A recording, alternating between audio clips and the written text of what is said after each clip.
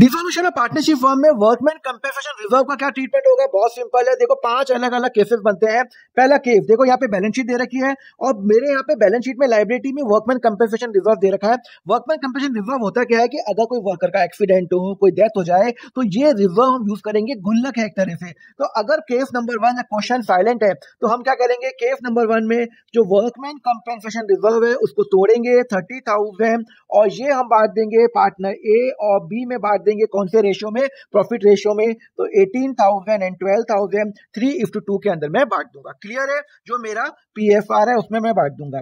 Case number 2, अगर कोई भी लाइबिलिटी नहीं है, तो बट ऑब्वियस सेम ट्रीटमेंट होगा।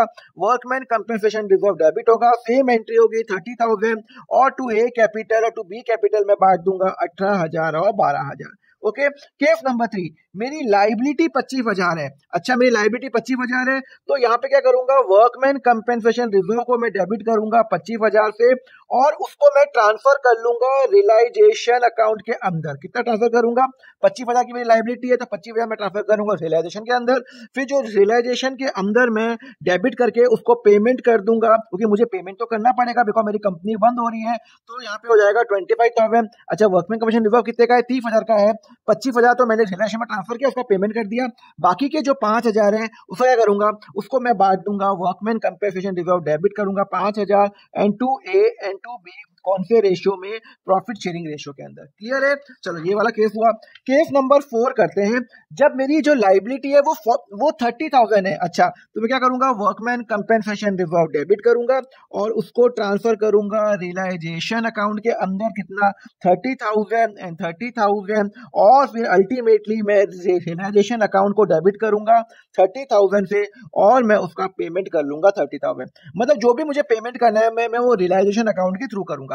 लास्ट वेरी इंपॉर्टेंट, मेरी लाइबिलिटी 36,000 है। अब अगर मेरी लाइबिलिटी 36,000 है तो मैं क्या करूंगा, पहले वर्कमैन कंपेंसेशन रिजर्व डेबिट करूंगा 30,000। कितने का मेरा फंड? कितने का? 30,000। उसको मैं ट्रांसफर करूंगा रियलाइजेशन अकाउंट के अंदर 30,000 रुपए। मुझे पेमेंट कितना करना है? 36,000। तो मैं करूंगा रियलाइजेशन डेबिट 36,000 टू कैश 36,000। अब जितना पेमेंट करूंगा, मतलब कंसेप्ट बड़ा सिंपल है। अगर कोई लाइबिलिटी नहीं है तो डायरेक्ट बांट दो, जितनी भी लाइबिलिटी है वो रिलेशन में ट्रांसफर करो, वहां से पेमेंट करो, बाकी जो बच गया वो ए में बांट दो। अगर ज्यादा लाइबिलिटी आ रही है पूरा ट्रांसफर कर लो और जितना भी आपको पेमेंट करना है वो पूरा कर लो। और ऐसे फंडा के लिए फॉलो करो अकाउंट फंडा।